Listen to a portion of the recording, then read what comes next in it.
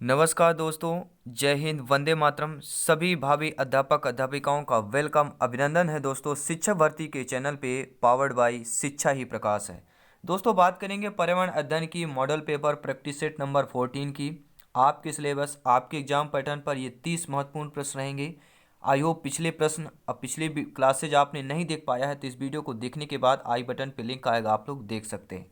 चलिए शुरू करते हैं दोस्तों। 30 महत्वपूर्ण प्रश्न रहेंगे, सभी प्रश्न आपके सिलेबस के आधार पर है।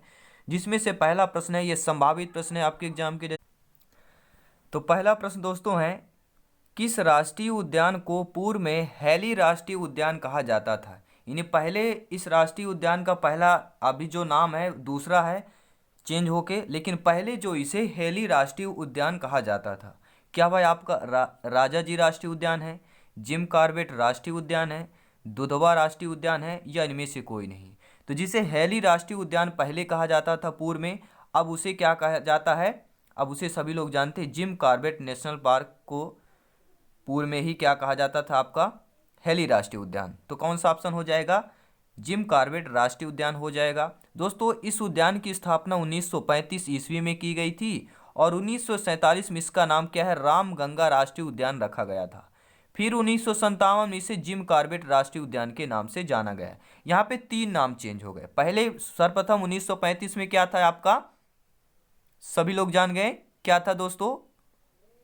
सभी लोग कमेंट करेंगे। पूर्व हैली हैली राष्ट्रीय उद्यान 1935 में था। फिर 1947 में आपका क्या नाम पड़ा? रामगंगा राष्ट्रीय उद्यान। फिर इसके बाद 1957 में फिर आपका जिम कॉर्बेट राष्ट्रीय उद्यान के नाम से जाना गया। और ये जो वर्तमान में जो उद्यान है ये उत्तराखंड में स्थित है। अगला प्रश्न देख लेते हैं। हर प्रश्न इंपॉर्टेंट है सिलेक्शन की दृष्टि से। अगला प्रश्न है, क्वाशियोरकर नामक रोग की कमी से होता है। किस कमी से होता है यह रोग? प्रोटीन की कमी से, कार्बोहाइड्रेट की कमी से, विटामिन की कमी से, या आयोडीन की कमी से होता है? तो क्वाशियोरकर जो नामक रोग है दोस्तों, ये किस कमी के कारण होता है? प्रोटीन की कमी के कारण यह रोग होता है। ठीक है। और इस रोग का एक कारण जो है, संतुलित शरीर का क्या है? विकास नहीं हो पाता है। क्वाशियोरकर नामक रोग के कारण जो हमारे बॉडी में हमारा शरीर है वह संतुलित पूरी तरह से शरीर का विकास नहीं हो पाता है। अगला प्रश्न है, मध्य प्रदेश में कितने नेशनल हाईवे हैं? 7 नेशनल हाईवे हैं, 12 हैं, 18 हैं, या 25 हैं? सभी लोग कमेंट करेंगे। तो मध्य प्रदेश में यहाँ पे कितने नेशनल हाईवे मैं आपको बता देना चाहता हूँ कि मध्य प्रदेश में हमारे टोटल 22 हैं। ठीक है, 12 की जगह यहाँ पे मिसप्रिंट हुआ, यहाँ पे 22 है। सेकंड नंबर पे 22 ऑप्शन था। ठीक है, यहाँ पे मिसप्रिंट हो गया है। तो 7, 22 और 18 ऐसे ऑप्शन। तो मध्य प्रदेश में नेशनल हाईवे कितनी संख्या है? 12 है। देखिए दोस्तों, यह देश का सबसे महत्वपूर्ण राजमार्ग होता है नेशनल हाईवे। यद्यपि ये सड़कें देश में सड़कों की कुल लंबाई की मात्रा में 4.09% ही है, परंतु देश की संपूर्ण यातायात जो प्रणाली है 40% भाग जो है यह वहन करती है आपकी नेशनल हाईवे। और मध्य प्रदेश में 22 राष्ट्रीय राजमार्ग गुजरते हैं। नेशनल हाईवे यानी राष्ट्रीय राजमार्ग, जिनकी कुल लंबाई है, ठीक है, कितना है? 8010 किलोमीटर। मध्य प्रदेश के अंदर की बात कर रहे हैं, टोटल 22। ठीक है, ये आपको नंबर याद रखना है। अगला प्रश्न देख लेते हैं। वन्य प्राणी सप्ताह प्रतिवर्ष मनाया जाता है अगस्त के प्रथम सप्ताह में, नवंबर के प्रथम सप्ताह में, अक्टूबर के प्रथम सप्ताह में, जुलाई के प्रथम सप्ताह में। तो वन्य प्राणी सप्ताह प्रतिवर्ष कब मनाया जाता है दोस्तों? तो ये आपके अक्टूबर के प्रथम सप्ताह में वन्य प्राणी सप्ताह मनाया जाता है। ठीक है, 1 से लेकर 7 अक्टूबर को प्रत्येक वर्ष विश्व भर में वन्य जीव सप्ताह के रूप में मनाया जाता है। अगला प्रश्न देख लेते हैं।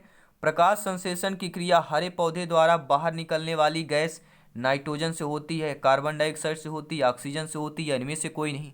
तो सभी मेरे प्यारे मित्र जानते हैं, प्रकाश संश्लेषण की जो क्रिया होती है हरे पौधों में, बाहर निकलने वाली गैस क्या वो आपकी नाइट्रोजन है, क्या आपकी CO2 है, या आपकी O2 है? तो देखिए सभी लोग जानते हैं कि CO2 क्या है? पेड़ पौधे ग्रहण करते हैं, और O2 क्या है? निष्कर्षित करते हैं। ठीक है, निष्कासित करते हैं यानी निकालते हैं। तो ऑक्सीजन क्या क्या पूछा रहा है? बाहर निकालना यानी कि छोड़ना। तो प्रकाश संश्लेषण क्रिया में हरे पौधे ऑक्सीजन को बाहर निकालते हैं और कार्बन डाइऑक्साइड यानी CO2 को ग्रहण करते हैं। ठीक है, अगला प्रश्न देख लेते हैं। मेरे सभी प्यारे मित्र वीडियो लाइक कर देंगे, सपोर्ट करते रहें, फीडबैक देते रहें कमेंट द्वारा। अगला प्रश्न देखिए, लास्ट में बताना 30 में से आप लोगों को कितना स्कोर हो रहा है, क्योंकि मॉडल पेपर और प्रैक्टिस सेट है, आपके लिए चेक होगा कि आप लोग अगर इस पर 25+ मार्क्स अटेंड कर रहे हैं, यानी आपकी तैयारी पूरी NCERT के पैटर्न पर आपके सिलेबस के आधार पर तय है। बहुत ही अच्छा, धन्यवाद सभी का। प्रश्न आ चुका है, चावल को पॉलिश करने पर कौन सा विटामिन नष्ट हो जाता है? अब अक्सर आप लोग मार्केट में देखे होंगे, चावल को चमकीला करने के लिए, दिखने में ब्राइटने क्या है, ब्राइट चावल रहे, यानी दिखने में अच्छा सुंदर लगने के लिए उसमें कुछ केमिकल मिलाया जाता है। तो उस केमिकल में या पॉलिश में किया जाता है जो कि कौन से विटामिन नष्ट हो जाता है चावल में? कैल्सीफेरॉल, एस्कॉर्बिक अम्ल, आपके थायरॉक्सिन हो गया, थायमीन हो गया। तो चावल को पॉलिश करने में कौन सा विटामिन नष्ट हो जाता है? तो वह आपका थायमीन विटामिन जो होता है वह नष्ट हो जाता है। विटामिन B1 नष्ट हो जाता है, और विटामिन B1 का रासायनिक नाम ही थायमीन है। ठीक है, विटामिन B1 नष्ट हो जाता है और इसका रासायनिक नाम थायमीन है, और इसकी कमी से बेरी बेरी नामक रोग हो जाता है।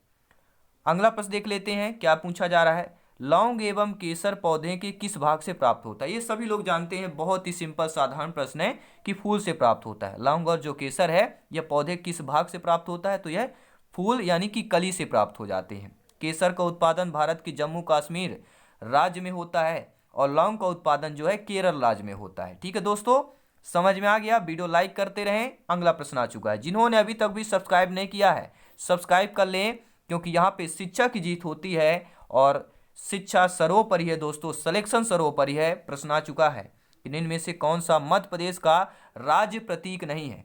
राजकीय प्रतीक नहीं है दोस्तों, क्या बरगद है, गेहूं है, सेर है, दूध राज हो गया? तो बरगद जानते हैं मध्य प्रदेश का क्या है, राजकीय वृक्ष हो गया।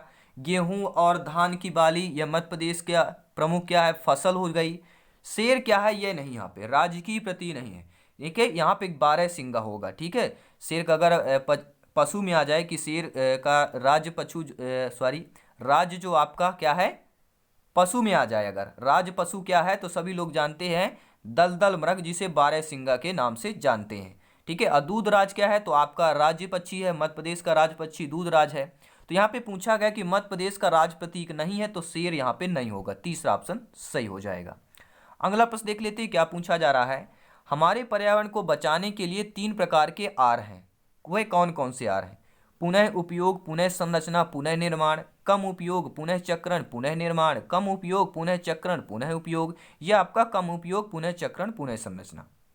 तो जो ट्रिपल आर है पर्यावरण को बचाने के लिए, वह है पहले कम उपयोग, पुनः चक्रण, पुनः उपयोग, मतलब यूज हमें कम करना है, जितना हो सके उतना ही करना, अधिकतम नहीं करना। फिर इसका पुनः चक्रण करना है, फिर चक्रण करके फिर इसी का पुनः उपयोग करना। तीसरा ऑप्शन सही हो जाएगा। दोस्तों, पर्यावरण संरक्षण के दृष्टि से वन एवं पर्यावरण मंत्रालय ने 1952 के एक नीतिगत बयान में 3R की घोषणा की। ये 3R क्या है, रेड्यूस यानी कि कम उपयोग, रीयूज यानी कि दोबारा पुनः उपयोग, फिर आता है रिसाइकिल यानी कि पुनः चक्रण। ठीक है, आई होप आप समझ गए होंगे। अगला प्रश्न देख लेते हैं, वर्तमान में राज्य के ऊर्जा मंत्री कौन है? भारतेंद्र सिंह है, प्रज्ञा अवस्थी है, शिवराज सिंह चौहान जी है, या सिंधिया राजे है? तो मुख्यमंत्री सभी लोग जानते हैं हमारे शिवराज सिंह चौहान जी हैं। अगर ऊर्जा मंत्री की बात करते हैं तो कौन सी है, प्रज्ञा अवस्थी जो है आपकी क्या है, बाल विकास की यहाँ पे सहायिका हैं, अध्यापक हैं। ठीक है, अध्यक्ष आप जिसे बोल सकते हैं। और भारतेंद्र सिंह जो है वर्तमान में मध्य प्रदेश के ऊर्जा मंत्री हैं, भारतेंद्र सिंह जी, पहला ऑप्शन सही हो जाएगा। अगला प्रश्न देख लेते हैं, क्या पूछा जा रहा है, पृथ्वी का ऊष्मायन का अर्थ क्या है दोस्तों? समुद्र में ज्वार भाटा आना, ग्रीन हाउस गैसों द्वारा पृथ्वी के तापमान में वृद्धि, घने जंगलों में वायुमंडल में गैस उत्सर्जन, या पवन ऊर्जा के कारण पृथ्वी में तापमान में वृद्धि? तो पृथ्वी का ऊष्मायन का कारण एक ही होता है, ग्रीन हाउस गैसों द्वारा पृथ्वी के तापमान में वृद्धि होगा। क्योंकि अभी लोग जानते हैं ऊष्मायन मतलब होता है ग्लोबल वार्मिंग, पृथ्वी के तापमान में वृद्धि होने से, वैश्विक ताप वृद्धि को क्या बोलते हैं, ग्लोबल वार्मिंग बोलते हैं, जिसे हम ग्रीन हाउस की नाम से जानते हैं। तो ग्रीन हाउस की अधिकता के कारण वैश्विक ताप में वृद्धि हो रही है। और ग्रीन हाउस गैसें के प्रमुख जो उत्तरदायी गैसें हैं वह आपका CO2 है। ठीक है, नाइट्रस ऑक्साइड या कि N2 हो गया, मीथेन यानी CH4 हो गया, CFC क्लोरोफ्लोरोकार्बन हो गया। आइए अगला प्रश्न देख लेते हैं। सभी मेरे प्यारे मित्र, सभी लोग, आप लोग भाभी अध्यापक अध्यापिकाएं हैं, ज्ञानी हैं, सर्वज्ञ हैं, वीडियो लाइक करें, सपोर्ट करें दोस्तों। अगला प्रश्न आ चुका है कि कार्बन डेटिंग विधि प्रयुक्त की जाती है। जो आपकी कार्बन डेटिंग विधि है यह वस्तु की आयु ज्ञात करने में प्रयुक्त की जाती है, स्थान ज्ञात करने में प्रयुक्त की जाती है, या आपको लिप को पहचानने में, या वस्तु की पहचान करने में। तो कार्बन डेटिंग विधि जो है यह दोस्तों किसके वस्तु की आयु ज्ञात करने में प्रयोग की जाती है। जो भी आपके पुरातत्व जीव विज्ञान में जंतुओं एवं पौधे के प्राप्त अवशेष के आधार पर जीवन काल, समय चक्रण निर्धारण करने में इसका उपयोग किया जाता है। कार्बन 14 की खोज जो है, कार्बन 14 की खोज 27 फरवरी 1940 में मार्टिन कैमेन और सैम रूबेन ने कैलिफोर्निया विश्वविद्यालय रेडिएशन प्रयोगशाला बर्कले में की थी। ठीक है। और रेडियो कार्बन डेटिंग तकनीक का आविष्कार 1947 में शिकागो विश्वविद्यालय के विलियर्ड लिवी ने किया था। ठीक है, ये महत्वपूर्ण आपका टॉपिक है कि रेडियो कार्बन डेटिंग तकनीक का आविष्कार 1947 में हुआ। ठीक है, कहाँ पर हुआ? शिकागो विश्वविद्यालय के आपके विलियर्ड लिवी ने किया था। कहाँ पर? शिकागो विश्वविद्यालय में किया था। अगला प्रश्न आ चुका है। मेरे सभी प्यारे मित्र को वेलकम, अभिनंदन है शिक्षा भर्ती के चैनल पे, पावर्ड बाई शिक्षा ही प्रकाश है। प्रश्न दोस्तों, अम्लीय वर्षा से ऐतिहासिक इमारतों तथा जो है मूर्तियों का संचरित या संचरण होना क्या कहलाता है? जो लगातार अम्लीय वर्षा के कारण ऐतिहासिक जो इमारतें हैं, जैसे ताजमहल हो गया, लाल किला हो गया, ठीक है, तो ये मूर्तियां जो है संचारित यानी क्षरण होना क्या कहलाता है? स्टोन लेप्रोसी कहलाता है, ड्राई डिपोजिशन कहलाता है, एरोसॉल कहलाता है, या इनमें से कोई नहीं? तो सही ऑप्शन क्या हो जाएगा? स्टोन लेप्रोसी कहलाता है। क्या कहलाता है? और ये है क्या दोस्तों? देखिए, अम्लीय वर्षा के प्रभाव से ऐतिहासिक इमारतों तथा मूर्तियों के क्षरण को स्टोन लेप्रोसी कहा जाता है। लेकिन अम्लीय वर्षा के लिए सल्फर डाइऑक्साइड यानी कि SO2 हो गया, ठीक है, सल्फर डाइऑक्साइड यानी 2 ऑक्साइड, नाइट्रोजन ऑक्साइड यानी कि आपका N क्या हो जाएगा? नाइट्रोजन ऑक्साइड NO2 हो गया, मुख्य रूप से उत्तरदायी हैं। तो वर्तमान में स्टोन लिप्रोसी का शिकार आगरा का ताजमहल हुआ है, मैंने जैसे उदाहरण भी दिया। ठीक है, तो क्या होता है? अम्लीय आपका जो ताजमहल है, इनका इमारतों में क्षरण हो रहा है कुछ थोड़ी बहुत, ये किसके कारण होता है? आपके स्टोन लेप्रोसी के कारण होता है। अगला प्रश्न देख लेते हैं। स्पर्श गंगा अभियान का मुख्य उद्देश्य क्या है? गंगा की स्वच्छता, स्वास्थ्य सुरक्षा, नदियों को जोड़ना, या मंदिरों का जीर्णोद्धार? तो जो आपका स्पर्श गंगा है, इसका स्पर्श गंगा अभियान का जो उद्देश्य है दोस्तों, वह है गंगा की स्वच्छता। उत्तराखंड में गंगा को स्वच्छ बनाए रखने के लिए स्पर्श गंगा अभियान की शुरुआत की गई थी। इस अभियान की शुरुआत 2009 में तत्कालिक मुख्यमंत्री रमेश पोखरियाल निशंक ने किया था। अगला प्रश्न देख लेते हैं, क्या पूछा जा रहा है। प्रश्न लाजवाब है, ध्यानपूर्वक हर सभी मित्र देखेंगे। मिनी माता रोग प्रदूषण जनित रोग जो परिणाम है। देखिए दोस्तों, जो मिनी माता रोग है, ठीक है, यह प्रदूषण जनित रोग है जो किसका परिणाम है? वायुमंडल में आर्सेनिक जमा होने का परिणाम है, समुद्र में बिखरे तेल का परिणाम है, औद्योगिक पारा अपशिष्ट को पानी में छोड़ने का परिणाम है, या मनुष्य के कार्बनिक अपशिष्ट को पीने के पानी में छोड़ने का परिणाम है। तो मिनी माता रोग जो प्रदूषण जनित रोग है, यह किसका परिणाम है? तो यह दोस्तों आपके, ठीक है, पारे की अधिकता के कारण होता है।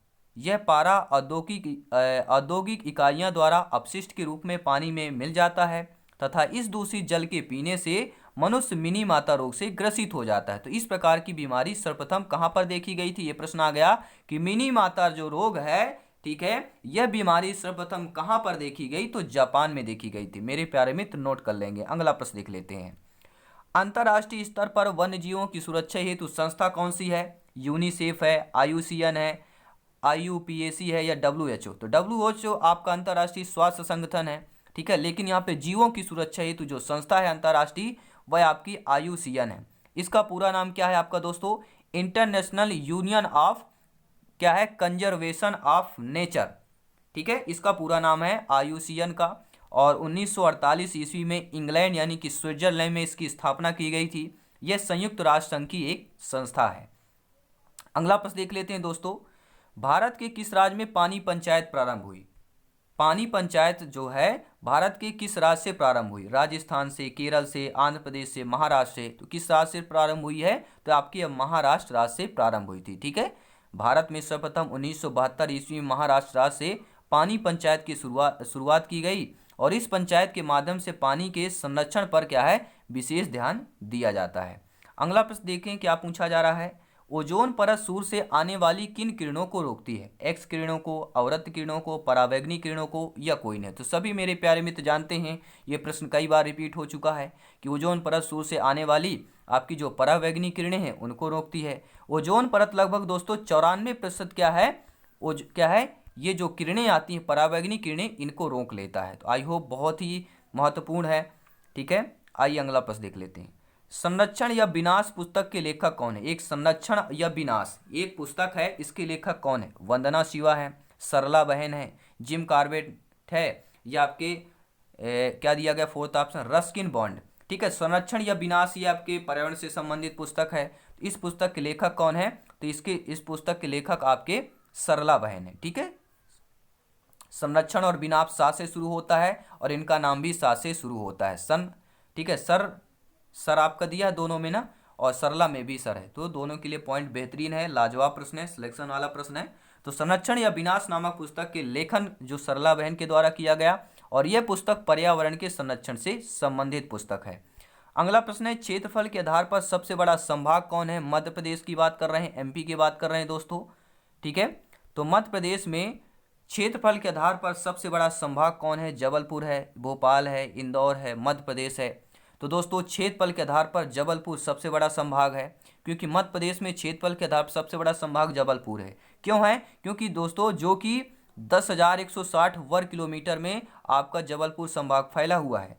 जबलपुर संभाग के अंतर्गत 7 जिले शामिल आते हैं।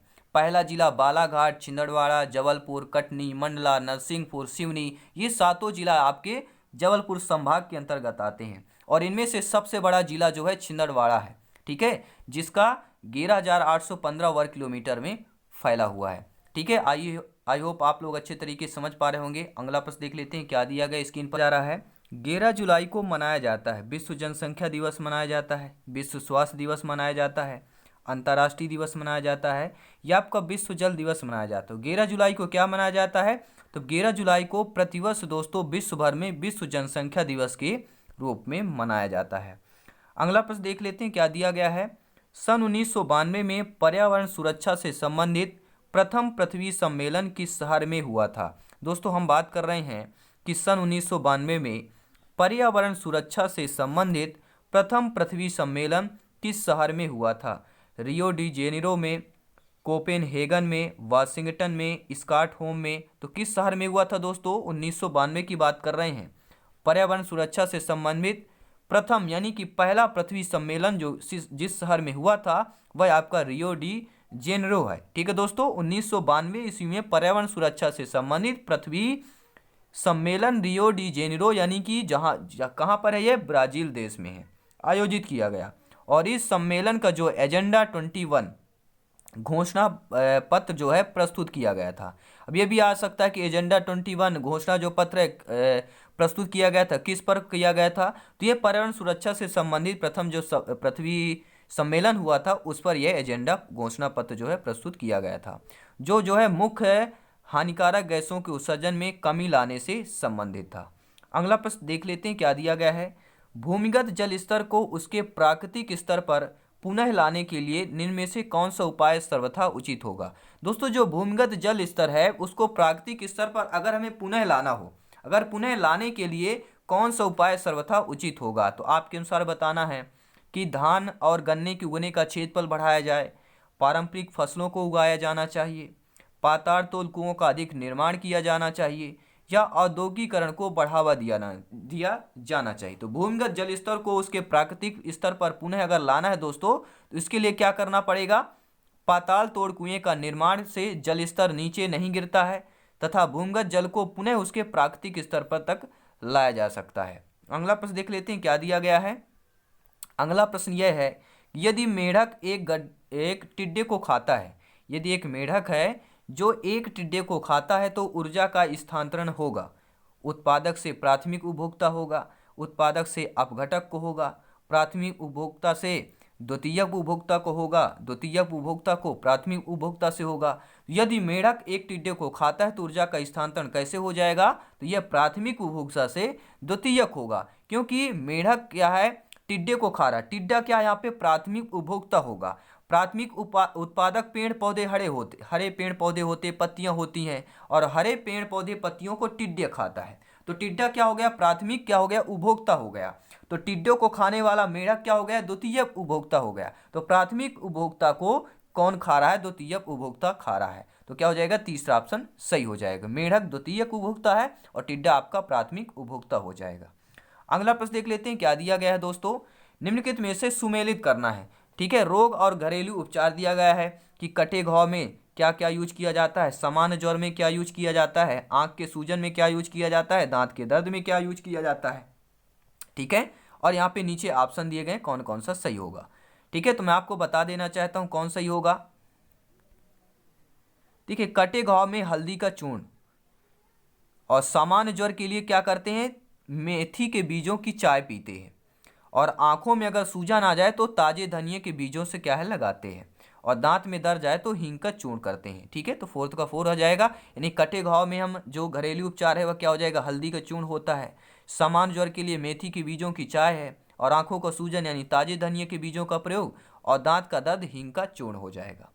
अगला प्रश्न देख लेते हैं क्या दिया गया। प्रश्न लाजवाब है क्योंकि सिलेक्शन सर्वोपरि है यहाँ पर। दोस्तों अगला प्रश्न है, निम्न में से पृथ्वी पर कौन सा पारिस्थितिक तंत्र सबसे बड़ा है। पृथ्वी का सबसे बड़ा पारिस्थितिक तंत्र समुद्र है, रेगिस्तान है, वन है, कृषि भूमि है। तो हम बात कर रहे हैं पारिस्थितिक तंत्र की बात कर रहे हैं। तो पृथ्वी का जो सबसे बड़ा पारिस्थितिक तंत्र है वह समुद्र कहलाता है। जी हाँ, ठीक है। इकोलॉजी सिस्टम, इकोलॉजी सिस्टम पृथ्वी पर उपस्थित सभी पारिस्थितिक तंत्र में सबसे बड़ा तथा सबसे क्या है भाग पर विस्तारित रूप है वह आपका समुद्र है। अगला प्रश्न देख लेते हैं, स्क्रीन पर है मेरे सभी प्यारे मित्र, वीडियो लाइक करते जाएंगे और अपना छोटा सा प्यारा सा फीडबैक कमेंट के बॉक्स में जरूर दीजिएगा। दोस्तों अगला प्रश्न आ चुका है।